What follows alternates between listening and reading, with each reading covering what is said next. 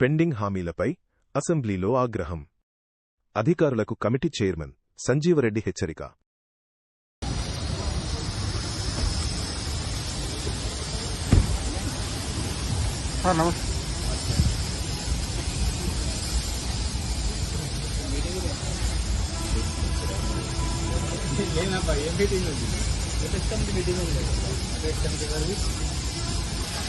నేను దాంట్లో ఏం లేనబ్బా.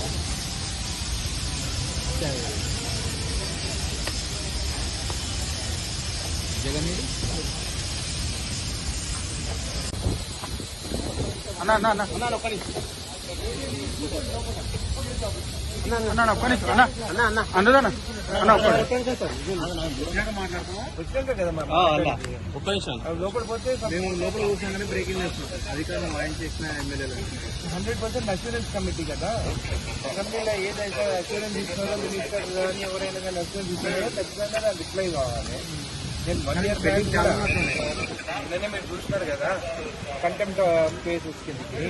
నేను 1 year బ్యాకే క్వశ్చన్ పెట్టినా. నేను ఎంతమంది ఐఏఎస్ ఐపీఎస్ ఆఫీసర్స్ పైన కంటెంప్ట్స్ ఉన్నాయని చెప్పి నాకు రిప్లై రాలేదు. ఇప్పుడు నేను మంచి పని చేసిన. సీఎం రేవంత్ రెడ్డి గారు నన్ను మంచి కమిటీలో ఇచ్చినారు. 100% నేను ఇప్పుడు అడుగుతాను ఇవన్నీ.